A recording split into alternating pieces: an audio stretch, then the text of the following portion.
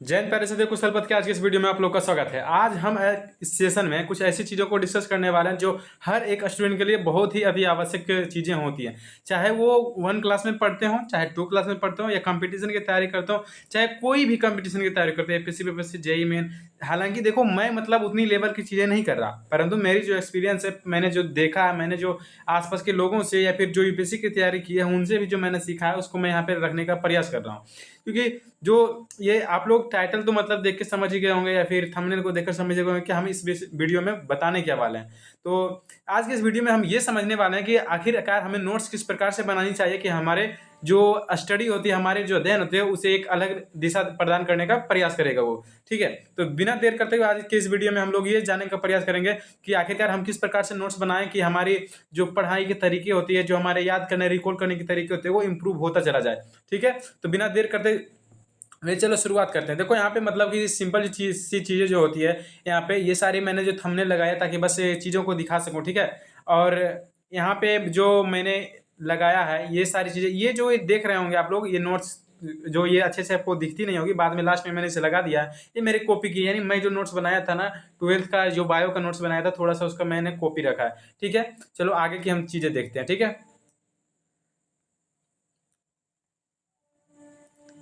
थोड़ी सी यहाँ पे बीच में कभी कभी रुकनी पड़ती है, क्योंकि आप तो समझ सकते हैं चीज़ों को, क्योंकि हमें यहाँ पे लाना पड़ेगा आगे वो सारी चीज़ें, इसलिए थोड़ा सा बीच में हमें स्टॉप करना पड़ जाता है। हालांकि अब से आगे से स्टॉप नहीं होगा, क्योंकि आगे की जो चीज़ें होती है वो हम हमेशा से लगातार करते जाएंगे, बोलते जाएंगे, समझाते जाएंगे। ठीक है, तो बिना देर करते हुए चलिए आपको हम समझाते हैं कि चीज़ें क्या है।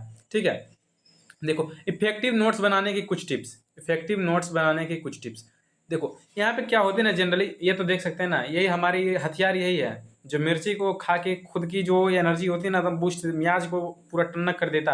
वही सारी चीज़ें हर एक मेहनत को भी ये टन्नक कर देती है। ठीक है, तो इफेक्टिव नोट्स बनाने के तरीके क्या होते हैं? इफेक्टिव का मतलब ये होता है कि जो मतलब असर छोड़ जाए, असर देना, यानी कि थोड़ा सा एक इम्पैक्ट डालना, उसे हम इफेक्टिव कहते हैं। ठीक है, सबसे पहले चीज़ें जो होती है नोट्स के लिए, कोई भी चीज़ आप कीजिएगा पढ़ाई के मामले में, तो सबसे पहले रिक्वायरमेंट होती है लिखने की चीज़ें। जैसे कि मोबाइल पे हमारे लिखने की चीज़ें ये हैं, तो कॉपी पे लिखने की तरीके क्या होती है? पेन होती है, तो कौन सा पेन का उपयोग करें उसका ध्यान रखना अति आवश्यक हो जाता है। ठीक है, क्योंकि देखो जनरली बहुत सारे लोग होते हैं जो कि अग्नि 2020 पेन यूज करते हैं, बहुत सारे लोग होते हैं जो कि ब्लू अथी क्या कहते हैं जेल पेन, या बहुत सारे लोग होते हैं जो कि अनेकों पेन का उपयोग करते हैं। किन्हीं को गाढ़ा पेन पसंद होता है, तो किन्हीं को ऐसे ही जो नॉर्मल पेन होते हैं, किन्हीं को बस ऐसे ही जो कि पतले चलते हैं वो पेन पसंद होता है। तो हालांकि आपके इंटरेस्ट के हिसाब से करते हैं। ठीक है, अब देखो ये सारे जो मैंने है इसको तैयार मैंने किया, क्योंकि थोड़ा सा होता है ना कि ऐसे जो मैं लिख के ला रहा था ना, उसमें थोड़ा सा एक अलग इफेक्ट डालता है। लेकिन यदि जब हम ऐसे जो नोट्स है, ये हमारी जो इस प्रकार से नोट्स मैंने बना के पढ़ा था, ये अलग इफेक्ट डालता है, वो पढ़ने में मजा आता है थोड़ा सा, इसलिए मैंने इसको ऐसा बनाया। ठीक है, देखो पहली टिप्स क्या है? पेन का सही चुनाव करें, यानी कलम का सही चुनाव। देखो एक इफेक्टिव नोट्स बनाने के लिए, एक इफेक्टिव नोट्स बनाने के लिए कलम बहुत मायने रखती है, जिसके अंतर्गत कुछ अलग अलग रंग एवं अफोर्डेबल पेन आते हैं। यानी कहने का मतलब यह है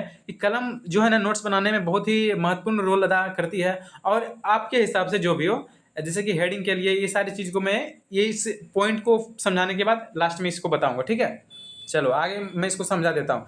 ठीक है, ज़्यादा रंग बिरंगे कलम का इस्तेमाल ना करें। जैसे कि मैंने बहुत सारे स्टूडेंट को देखा है, क्या करते हैं ना वो, कि चलो यहाँ पे हरा का, यहाँ पे लाल का, यहाँ का ब्लू का, यहाँ पे काला का, यहाँ पे गुलाबी, यहाँ पे और अन्य प्रकार के बहुत सारे लोग होते हैं जो कि एक नारंगी के होते हैं, एक पीले होते हैं, बहुत सारे पेन की यूज करते हैं। लेकिन हम यही सलाह देंगे वैसे पेन का यूज ना करें, बस नॉर्मली 3-4 रंग की पेन का उपयोग करें। जैसे कि रेड का पेन तो ऐसे टीचर्स यूज करते हैं, लेकिन नोट्स बनाने में आप कर सकते हैं, उसमें कोई दिक्कत की बात नहीं होती है। ठीक है, अदर एग्जाम में आप रेड पेन का यूज नहीं कर सकते, पर नोट्स बनाने में कर सकते हैं, कोई दिक्कत नहीं। बस नोट्स अच्छा दिखता है ना, तो थोड़ा सा पढ़ने में मजा आता है, इफेक्ट डालता है, और हमें अंदर से जो है ना एक मोटिवेशन एनर्जी पैदा होती है। ठीक है, चलो इसको हम लोग आगे समझते हैं। ये देखो ज़्यादा गाढ़े पेन कलम का यूज ना करें। जैसे देखो ये मैं जो लिख रहा हूँ, ठीक है, बहुत सारे पेन होते हैं जो कि जितना ये मेरे चिन्ह है ना, इतने, यानी कि ये जो पेन का ये साइज है, ये जितना चल रहा है, ये हमारी स्क्रीन पे जो हमारे डिस्प्ले पे चल रही है, बहुत सारे पेन होते हैं कि इतने गाढ़े चलते हैं। तो वैसे पेन थोड़ा सा हेडिंग के लिए बड़ा हेडिंग दोगे तो उतना चल जाएगा, लेकिन ऐसे यूज में अच्छे नहीं लगते हैं। ठीक है, तो बस प्रयास करें थोड़ा सा गाढ़ा चले, बाकी बात नॉर्मल पेन हो। तो हेडिंग के लिए आप ब्लू का, काला का, या फिर जैसे कि ब्लू का अगर हेडिंग का प्रयोग कर रहे हैं तो काले से सारे कंटेंट को लिखिए, और क्या कहते हैं, काले का हेडिंग प्रयोग करें तो ब्लू का, या फिर रेड का, हरा का, ये सारी जो चीज़ें होती है थोड़ा सा हेडिंग के लिए प्रयोग कर सकते हैं। इसके लिए कोई भी दिक्कत की बात नहीं है। चलो आगे देखो क्या है, इसको बता देता हूँ। मैंने बोला था कि कुछ समझा दूंगा आपको, समझाने की क्या चीज़ें हैं वो मैं आपको बता देता हूँ। देखो सिंपल सी क्या करनी है, 3-4 रंग की ही पेन उपयोग में लानी है, और हेडिंग के लिए कुछ, यानी कि जिसका जो मतलब होगा, हमेशा हेडिंग के लिए एक ही रंग के पेन का उपयोग करें, कंटेंट के लिए हमेशा एक ही रंग का पेन का उपयोग करें, और कुछ इंपॉर्टेंट से अगर पॉइंट हैं जो कि अंडरलाइन कर सकते हैं तो उसके लिए एक अलग पेन का उपयोग करें। हम आपको पीछे में वीडियो में, मतलब जो सबसे लास्ट में है ना, उसको दिखाने का प्रयास करेंगे, ठीक है, समझाने का प्रयास करेंगे, ऐसे ऐसे आप लोग कर सकते हैं। चलो आगे हमारा देखिए क्या है, आगे हमारी दूसरी पॉइंट है, कहानी या पूरी पैराग्राफ की तरह ना लिखें। यानी कहने का मतलब ये हमारा है ना कि जनरली क्या होता है ना, नोट्स लिख देते हैं कहानी की तरह। जैसे कि हम आपको यहाँ पे दिखाना चाहेंगे, ये सारी चीज़ें जो होती है ये बुक्स की है, ठीक है, ये बुक्स की है, कोई भी बुक्स की होगी ना। जैसे कि मेरा जो ये हथियार है ये थोड़ा सा डाउन पड़ रहा है, इसलिए हमको चेंज करना पड़ रहा है हमेशा से, ठीक है। ये देखो जो बुक्स की चीज़ें हैं ना, क्या होती है कि हम लोगों को अधिकांशतः बहुत सारे टीचर्स लोग होते हैं, इतिहास में भी क्या होता है ना, या फिर राजनीति शास्त्र में क्या होता है, जो बच्चे होते हैं या फिर बहुत सारे होते हैं जो कि शुरुआती दौर में जिनको समझ नहीं आता, वो एकदम से बुक्स को पढ़ते हैं और पॉइंट समझ आए ना आए वो लगातार पॉइंट्स को लिख लेते हैं, तो वो अच्छा नहीं होता। जैसे कि मैं कुछ दिखाना चाहूँगा आपको, तो क्या होता है वो मैं बताता हूँ। जैसे देखो कि मैं ही आपको दिखाने का प्रयास करता हूँ, अगर दिख जाए तो ये सारे देखो पॉइंट्स में दिखते होंगे, ये हमारा नोट्स का तरीका होता है, ये पढ़ने में ज़्यादा अट्रैक्टिव लगता है, ठीक है।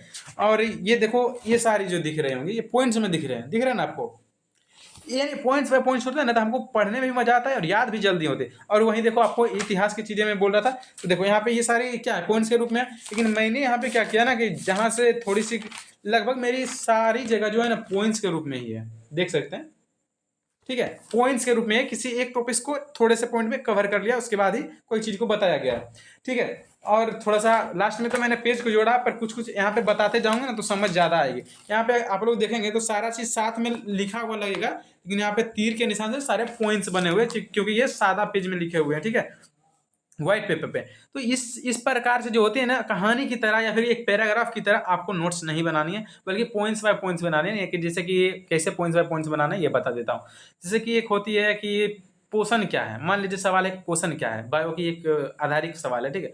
तो जनरली पोषण क्या कहेंगे कि हम लोग मतलब जिसके प्रक्रिया के दौरान खाते हैं, पीते हैं, बढ़ते हैं, सारी चीज़ें करते हैं, उसके बाद उसे पोषण कहते हैं। ये हो गया एक पॉइंट। अगले पॉइंट में हम क्या लिखेंगे कि पोषण हमारे जीवन के लिए अत्यावश्यक है, ठीक है। अब अगला पॉइंट में क्या लिखेंगे कि पोषण के बिना हमारे शरीर में वृद्धि विकास नहीं होते। इस प्रकार से अगला अगला पॉइंट करके लिखेंगे ना तो हमारा ज़्यादा इफेक्टिव होगा, ये नोट्स का सही तरीका होता है। लेकिन अगर वहीं कुछ स्टूडेंट्स होते हैं जो क्या क्या करते हैं कि जितना मैंने पॉइंट्स अलग अलग बोला वो सारे एक साथ कर देते हैं, जो कि बहुत ही दिक्कत क्रिएट करती है। बाद में सारी चीज को पॉइंट्स को समझ नहीं आता कि इतना बड़ा पैराग्राफ देख के भी लगता है कैसे याद करूं मैं इसको, ठीक है। जैसे कि अब इतना बड़ा पैराग्राफ है, इसको थोड़ा सा याद करना मुश्किल, वहीं पॉइंट्स बाय पॉइंट्स होंगी तो समझ में आएंगे चीजें, ठीक है।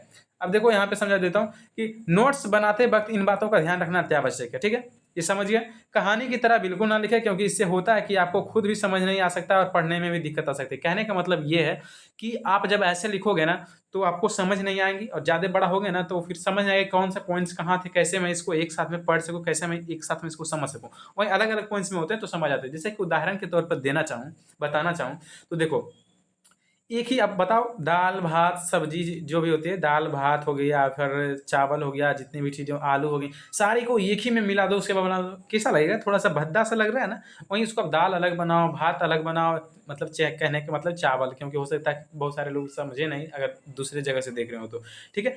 क्योंकि बिहार में तो यही बोलते हैं हम लोग करेंटली में, ठीक है। तो भात हो गया, यहाँ हमारा सब्जी हो गया, ये सारे को अलग अलग बनाए तो अलग स्वाद, अलग मिठास, अलग पहचान होती है। तो नोट्स में भी वही चीज़ें होती हैं, समझे आप लोग मैंने क्या, मैं जो मतलब मैं कहना क्या चाह रहा हूँ, ठीक है। प्रयास करें कि सारे टॉपिक को पॉइंट बाय पॉइंट लिखें जिस प्रकार हमने यहाँ लिखा है। देखो मैंने यहाँ पे समझाने का बहुत ही बढ़िया तरीका ढूंढा कि कैसे मैं इसको इन लोगों को समझाऊं, या फिर आप लोगों को कैसे समझाऊं कि ऐसे लिखना है। जैसे देखो कि अगर मैं चाहता तो ये जो सारे पॉइंट्स लिखा मैंने, जैसे हाथ वाले तीर डायरेक्शन दिखा के ऐसे करके, ये जो मैंने लिखा, चाहता तो मैं ऐसे भी सारे को एक साथ लिखता, उसके बाद समझा देता है अंडरलाइन करके। लेकिन वो चीजें होती है ना, पॉइंट समझ नहीं आते, टिप्स समझ नहीं आती, आपको लगता है ये क्या मतलब कहानी बोरिंग सी महसूस होती। तो मैंने इसको इस प्रकार से लिखा, यानी एक पॉइंट इसमें, इसको समझ लीजिए, इस पॉइंट को समझ लीजिए, इस पॉइंट को समझ लीजिए, बस उसी प्रकार से आपको प्रयोग करना है हमारे नोट्स वगैरह में भी, ठीक है। इसी प्रकार से पॉइंट्स बाय पॉइंट्स बना के लिखना, यानी ये देखो पॉइंट्स अलग इंडिकेट करता है, ये पॉइंट्स अलग इंडिकेट करता है, ये पॉइंट्स अलग इंडिकेट करता है, मतलब अलग निर्देश देता है, ठीक है। आप लोग समझ गए इन चीज़ों को। चलो अगले जाते हैं। लास्ट में हम आपको जो अपने नोट्स को एनालाइज करके बता देंगे कि ये सारी चीज़ें मैंने जो बताया यहाँ पे देखो आप लोग को देखने को मिल सकती है, ठीक है। चलो यहाँ पे थोड़ा सा रंग भी हम अपन चेंज कर लें।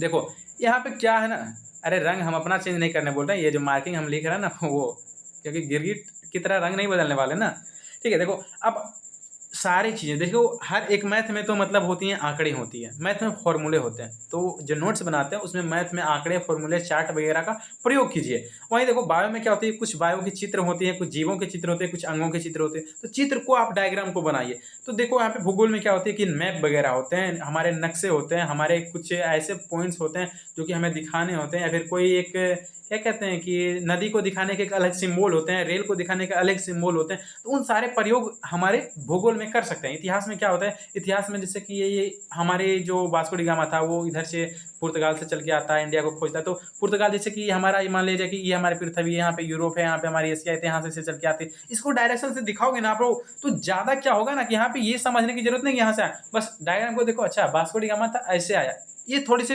ज़्यादा रिकॉल करने की पावर रखती है, ठीक है। ये मैंने ये समझाने का यहाँ पे प्रयास किया है, ठीक है।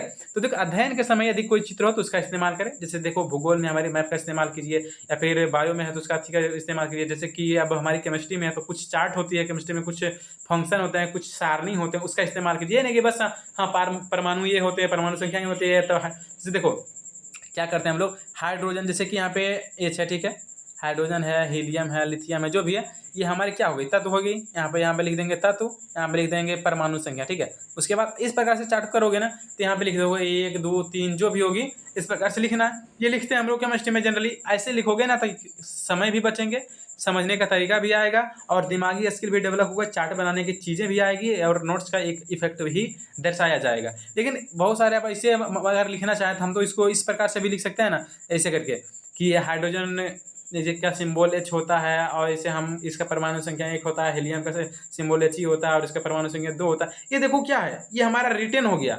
और वहीं सारणी, यानी सारणी यही समझाने का प्रयास करो, सारणी का प्रयोग कीजिए, डायग्राम का प्रयोग कीजिए, ठीक है ना। जैसे कि फिजिक्स है तो फिजिक्स में बहुत सारी जैसे कि पवन चक्की होती है, ठीक है, तो पवन चक्की के लिए आप लोग ऐसे इस्तेमाल कीजिए, ये सारी चीज़, अच्छा विंडो होती है, ये ऐसे घूमती है, यहाँ पे अंदर में गियर होती है, ये सारी चीज़ों को समझोगे ना तो थोड़ा सा ज़्यादा मजा आएगा, वो सारी चीज़ों को समझने में आसानी होगी। अब ऐसे मान लीजिए कि कोई टीचर्स है, ठीक है, या फिर कोई शिक्षक है, वो क्या करेंगे ना, समझ कोई मतलब विंडो के बारे में या फिर पवन चक्की के बारे में, ठीक है ना, पढ़ा रहे हैं, किसी भी मोटर के बारे में पढ़ा रहे हैं। अब ये बताएंगे नहीं, डायग्राम से बताएंगे ना, बस ये बोल देंगे कि ये होते हैं, अब किनको क्या पता है कि उसका स्ट्रक्चर क्या होता है, इसलिए थोड़ा सा ये इफेक्ट डालता है, ठीक है। कोई भी डायग्राम या अथवा आंकड़ा हो तो उसे आंकड़ा मतलब कहने का मतलब जैसे कि हमारी केमिस्ट्री में, हमारी फिजिक्स में, हमारे कुछ पार्ट बायो में भी होते हैं आंकड़े, जैसे गुणसूत्र पढ़ते हैं तो वहाँ भी आंकड़े ही होते हैं ना, तेईस गुणसूत्र, 12 गुणसूत्र, या फिर जो भी एक्स वाई, ये सारे आंकड़े की प्रकारें ही होती है। जैसे कि जीवों की इतनी प्रजाति, वो एक आंकड़े ही हैं, उसको बस नोट डाउन करना है। इस सारी चीज़ों को नोट डाउन करने का तरीका ये बॉक्स में बना के कर सकते हैं,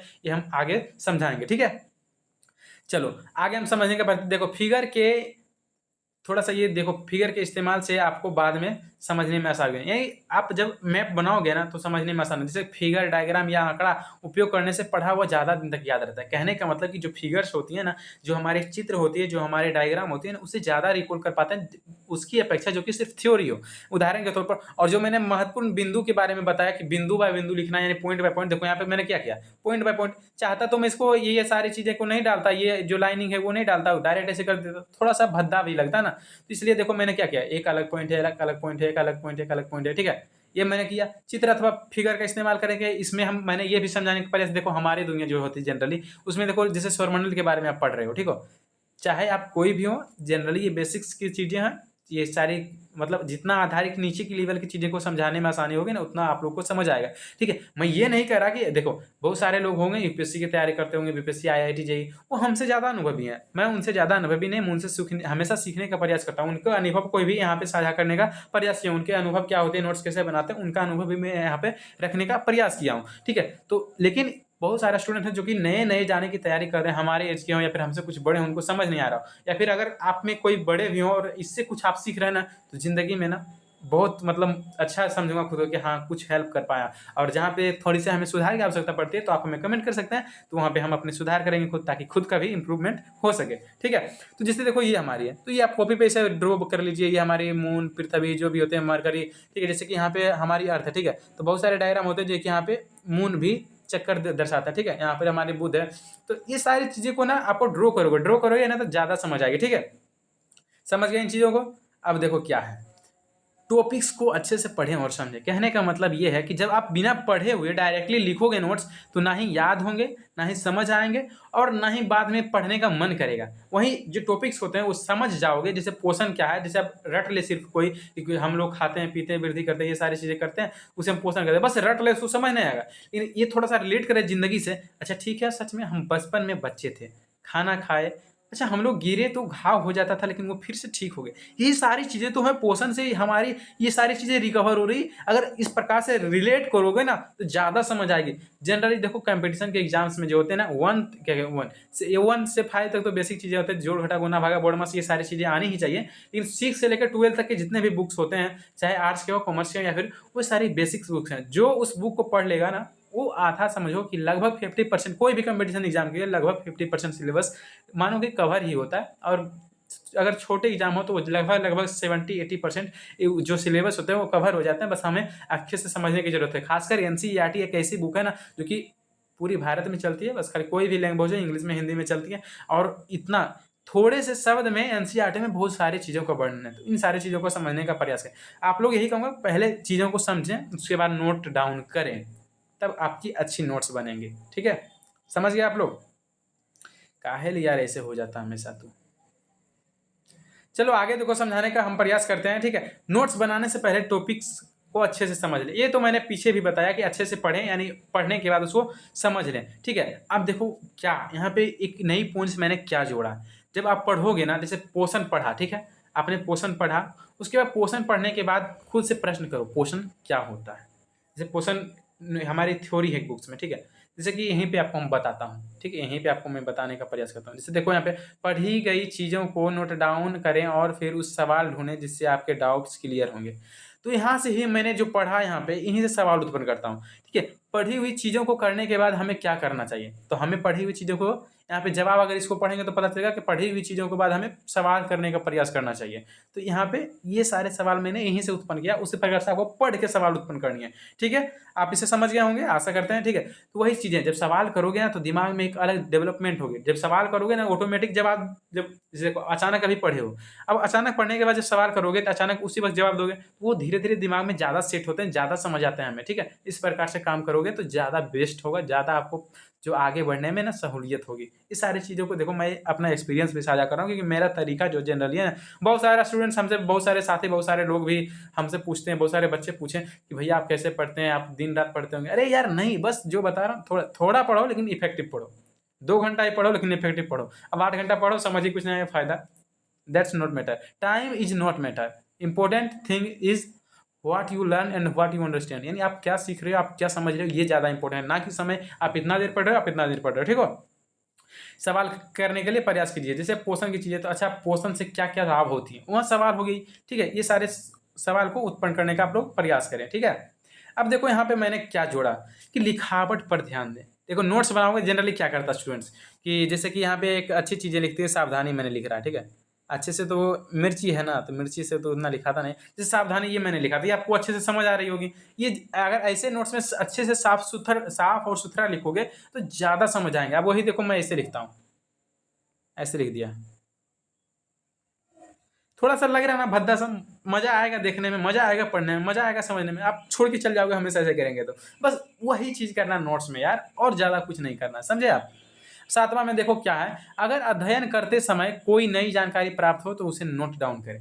मतलब कहना का यह है कि आप बुक्स पढ़ रहे हो, ठीक है, बुक्स आप पढ़ रहे हो, और बुक्स पढ़ते पढ़ते या फिर टीचर्स पढ़ा रहे हैं, ठीक है, पढ़ाते पढ़ाते कुछ आपके दिमाग में आती है जो कि उससे रिलेट करती है, जो कि उससे डायरेक्ट कनेक्ट करती है, और आपको उससे ज़्यादा समझ रहा है, तो आप क्या कीजिए, यहाँ पर जैसे कि ये सारी नोट्स लिखी हुई है, ठीक है, जैसे कि ये सारी नोट्स लिखी हुई है, यहाँ पे आराम से एक घेरा इनबॉक्स बनाइए और इसमें उस चीज़ों को लिख लीजिए।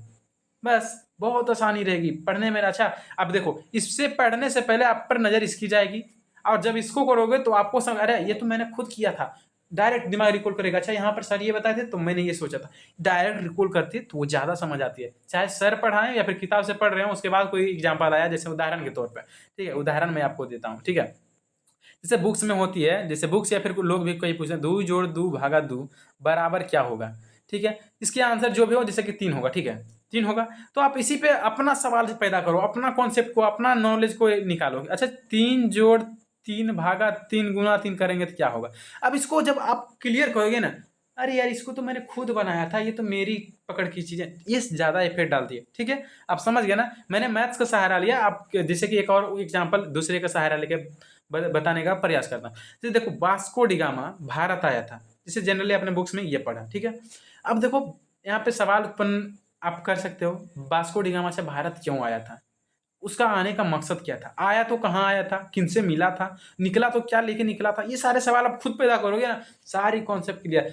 देखो कोई भी टॉपिक्स हो उसमें क्या, कहाँ, कब, कैसे, किससे, किसके द्वारा, किन पदार्थों से, ये सारे को जब जोड़ दोगे ना, सारा कॉन्सेप्ट मतलब ऑटोमेटिक जो है ना स्वतः आपके पास चली आएगी, और फिर आपको दरकार नहीं पड़ेगी कि हमको ये काम करना है वो काम करना है, ठीक है। ये सारी चीज़ें हैं, यानी कि कोई नई जानकारी मिले तो आप वहीं पे लिख दीजिए। जैसे वास्को डी गामा आया, आप समझा रहे हैं, आप उसी पर सवाल या कोई सवाल बंदा करता है कि सर अच्छा वास्को डी गामा कब आया था, अब वो बताएगा था कि हाँ इतना में आया था, और क्यों आया था सर, तो वो किसी चीज़ को या फिर भारत को या फिर किसी भौगोलिक स्थिति को, भौगोलिक जगह को खोजने निकला था, तो उसको नोट दीजिए। अच्छा वास्को डी गामा भौगोलिक चीज़ों को खोजने निकला, इसको नोट डाउन करो फटाक से दम। ये सारी चीज़ें जब हो गए ना तो नोट्स एक अलग लेवल तक पहुँच जाती है, कॉन्सेप्ट आपको समझ आने प्रयास हो जाएंगे, ठीक है। अब देखो मैंने यहाँ पे क्या किया, देखो यानी कि पहला मैं अगला पॉइंट मैंने जोड़ा कि यदि महत्वपूर्ण बिंदु हो तो उसे अंडरलाइन करें अथवा किसी बॉक्स के अंदर बंद करें। कहने का मेरा मतलब है कि जैसे कोई हेडिंग दे रहे हो आप, ठीक है, जैसे संज्ञा है, ठीक है, ग्रामर्स की पार्ट है, कंपटीशन में भी पूछे जाता है, या फिर जैसे संज्ञा है, पहले संज्ञा को समझाते थे उसके बाद दूसरा एग्जाम्पल लेंगे। जैसे संज्ञा हमारा, ठीक है, बहुत सारे होते हैं कि संज्ञा यही ब्लू पेन से लिखा, उसके बाद सारा कंटेंट को भी ब्लू पेन से लिख रहा है, तो ऐसे मत कीजिए। जैसे इसको काला पेन से लिखा तो काला पेन से लिखिए, उसके बाद लाल पेन अगर है तो इसको अंडरलाइन कर दीजिए। अच्छा मेन टॉपिक क्या था, संज्ञा था, तो ये सारी चीज़ें जो होती है ना अंडरलाइन करने का प्रयास कीजिए आप लोग। जैसे यहाँ पे जूम करके आपको दिखाते हैं, ठीक है, जूम करके अगर हो रहा है तो आपको प्रयास करते हैं कि दिखा दें आपको। देखो यहाँ पे क्या है कि नरेशन 2 प्रकार का होता है, ये देखो फट रहा है थोड़ा सा, पर देखो ठीक है, डायरेक्ट स्पीच, ठीक है, इनडायरेक्ट स्पीच, ठीक है, तो यही सारी चीज़ें इसको अंडरलाइन देखो किया गया है ना, तो इसी प्रकार से आपको अंडरलाइन करनी है। बाकी चीज़ें देखो इसको कंटेंट को लिखना है तो अंडरलाइन की देखो जो चीज़ें होती है, जो अंडरलाइन की चीज़ें यहाँ पे देखो ये लिखा गया काला कलम से, यहाँ पे हेडिंग दिया गया लाल कलम से, यहाँ पे अंडरलाइन किया गया हरा कलम से, ये सारी नोट्स लिखने का तरीके होते हैं। आपको ये नोट्स देखो इफेक्टिव भी लग रहे होंगे, थोड़ा सा देखने में लग रहे हैं ना, इसी प्रकार से नोट्स बनानी है। अब जैसे देखो कोई बड़ी चीज़ें हैं, ठीक है, मान लीजिए कोई बड़ी चीज़ें हैं, छोटी नहीं है, ज़्यादा बड़ी चीज़ें हैं, तो उसको इस प्रकार से, जैसे यहाँ पे देखो कंटेंट, ये सारी कंटेंट लिखी हुई है, ठीक है। अब यहाँ पे इंपॉर्टेंट आया तो इसको क्या किया, अंडरलाइन कर दिया, इनबॉक्स में कर दिया। अब ये देखो सारी चीज़ें आई इंपॉर्टेंट, तो यहाँ पे क्या किया, अंडरलाइन कर दिया। बस इसी प्रकार से कोई इंपॉर्टेंट चीज़ हो तो ये बॉक्स में बना के बंद कर दो, उसके बाद पढ़ोगे तो समझ आ जाएगा आसानी से, ठीक है। ये बेसिक्स चीज़ें हैं, अगर ये सारी चीज़ को आप लोग अच्छे से रखोगे ना तो आराम से समझ आ जाएगा आपको, ठीक है। चलो आगे हम लोग बताने का प्रयास करते हैं कि आगे क्या करना है, ठीक है। अब देखो शॉर्ट नोट्स बनाने का प्रयास करें। अब शॉर्ट नोट्स कैसे बनाओगे आप, ठीक है, नोट्स बना रहे हैं, नोट्स बनाने का तरीका मैंने बताया, आप शॉर्ट नोट्स कैसे बनाए भाई। देखो जो भी कंपटीशन की तैयारी करें शॉर्ट नोट्स ही इंपॉर्टेंट होता है। शॉर्ट नोट्स बनाने के तरीके देखो, पहले पॉइंट्स बाय पॉइंट्स लिखो, ठीक है। अब जैसे देखो कि मैं कैसे बताऊँगा शॉर्ट नोट्स कैसे लिखा जा सकता है। जैसे कि परमाणु संख्या, ठीक है, यहाँ पे हाइड्रोजन का परमाणु संख्या 1 होता है, जैसे कि 1 होता है, ये सारी चीज़ें लिखोगे, ठीक है, इतना एक पॉइंट में लिखोगे। अब इसी को शॉर्ट नोट्स कैसे लिखेंगे, तो यहाँ पर लिख दो हाइड्रोजन, यहाँ इसे ब्रैकेट में मारो परमाणु संख्या, अब बराबर में कर दो 1, बस समझ आ जाएगा कि मैंने यहाँ पे क्या लिखा, मैंने यहाँ पे पढ़ने का प्रयास किया, क्या वही सारी चीज़ को मैंने नोट क्या किया, मैं मतलब कि छोटा करने का। जैसे कि अब मान लीजिए कि संधि होती है तो 2 वर्णों के, जैसे कि अगर पूरा डिफिनेशन होता है तो 2 वर्णों के मेल से जो विकार उत्पन्न होता है उसे हम संधि कहते हैं, लेकिन वहीं अगर जो छोटा प्रयास करें शॉर्ट नोट्स उसी का लिखें, देखो 2 वर्णों से विकार, 2 वर्णों से विकार। अब यही बस हो गया, संधि यहाँ पे लिखो, हेडिंग दो संधि, उसके बाद इसे करो 2 वर्णों से विकार, मतलब अब देखो 2 वर्णों से विकार, विकार तभी होंगे जब मिलेंगे। इतना आप जब आप कंपटीशन की तैयारी करो ये सारी चीज़ों को आप आसानी से समझेंगे, ठीक है। तो 2 वर्णों से विकार, अब 2 वर्ण मिलेंगे, विकार मतलब होता है बदलाव, अब बदलाव होगा उसी को संधि कहेंगे, तो बस इतना माइंड कैच कर लेगा, सिंपल सी चीज़ें हैं और ज़्यादा कुछ है नहीं, ठीक है। अब जैसे देखो कि कह सकते हैं कि भारत में कुल कितने जिलों की संख्या है, जिलों की संख्या करंटली तो मुझे मालूम नहीं कितनी है, ठीक है। जैसे कि बिहार की उदाहरण लेते हैं, बिहार में 38 जिले हैं, ठीक है। देखो मैं जो सच्चाई वो मैं एक्सेप्ट करता हूँ, क्योंकि मैं कंपटीशन की तैयारी नहीं कर रहा हूँ, तो मुझे कभी मैंने वो पढ़ा नहीं, तो मुझे याद है नहीं। अब देखो बिहार में 38 जिले हैं, तो पूरा ऐसे लिखोगे आप कि बिहार में 38 जिले हैं, ऐसे लिखोगे बिहार में 38 जिले। अब ऐसे लिख दो आराम से बिहार, अब ब्रैकेट में कर दो जिला, उसके बाद यहाँ ऐसे हाइफन मारो, उसके बाद 38 कर दो, काम खत्म है, हमारा टोटल कैप्च हो गया, कैप यानी एक ही में कैप्चर हो गया, काम खत्म है, सिंपल। इस प्रकार से आपको नोट्स बनाने। अब देखो मैं अपना कॉपी से दिखा देता हूँ कैसे बना सकते हैं आप लोग।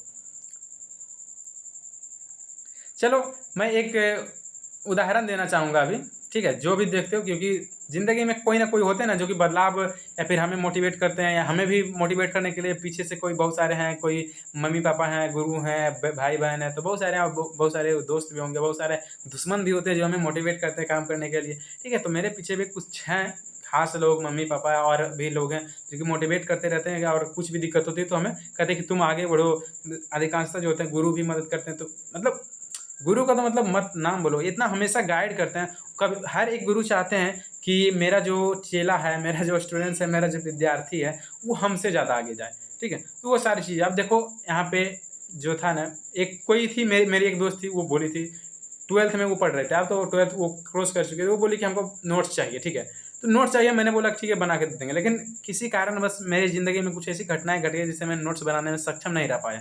तो मैंने उसको बोला कि सॉरी माफ़ करना, मैं नहीं दे पाऊँगा, ठीक है। अब नहीं दे पाया उसको, तो लेकिन लिखा जो नोट्स उसके लिए, या फिर सारे स्टूडेंट, अब हालांकि जो ये बायो के नोट्स हैं उसे मैंने पूरा नहीं किया, लेकिन पूरा कर लूँगा, क्योंकि सारे स्टूडेंट्स को प्रोवाइड करने हैं कुशल पथ के, ठीक है। जो भी स्टूडेंट्स मांगेंगे उनको हमें ये नोट्स देनी है, इसलिए मैं इसको तैयार करूँगा। अब देखो जनरली क्या है कि नोट्स कैसे दिख सकते हैं आपको, देखो मैं अपना चेहरे है गायब कर देता हूँ, आपको पहले फुल तरीके से समझो।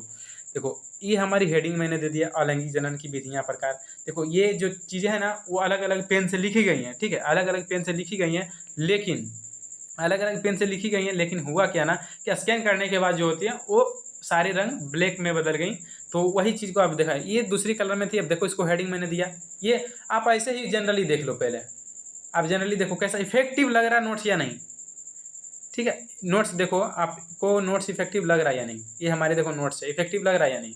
ये नोट्स देखो, ये चीज़ें हमारी, ये मतलब नोट्स बनाए नहीं, ये थोड़ा सा आपको बताता हूँ ये क्या था, ठीक है। जो नोट्स होती है वो मैं आपको दिखाने का प्रयास कर रहा हूँ, ठीक है। चलो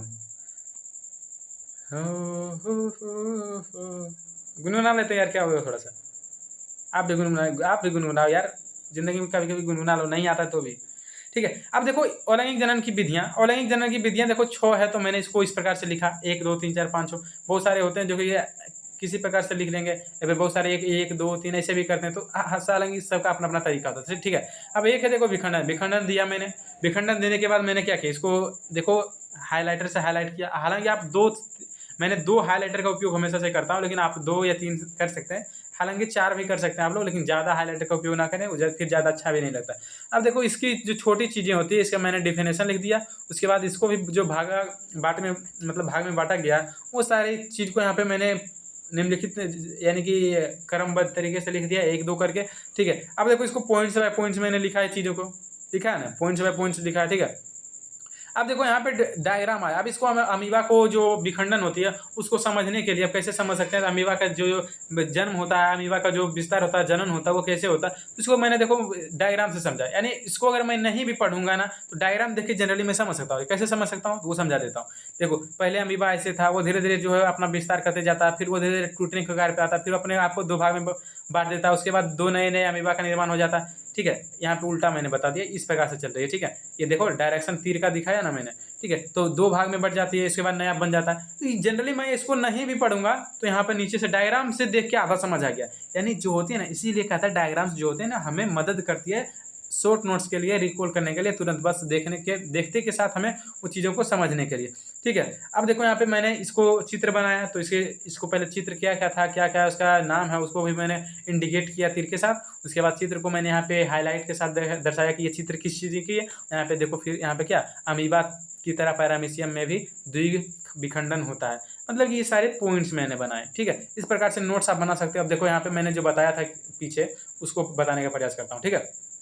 अब देखो यहाँ पे क्या है, कायिक या वर्धी प्रवर्धन। अब इसको मैंने क्या किया, मैंने यहाँ पे मैंने इसको कर दिया है, क्या कहते हैं, अंडरलाइन किया, उसके बाद हाईलाइट इसको कर दिया, ठीक है। अब देखो कायिक जनन भी और अलैंगिक जनन ही एक विधि होती है, ये मैंने पॉइंट्स लिखा। फिर ये पूरी एक जो टॉपिक्स की होती है, जो एक चीज़ें होती है, मतलब एक एरिया की चीज़ें होती है, एक क्षेत्र की चीज़ें, इसको मैंने एक में कर दिया।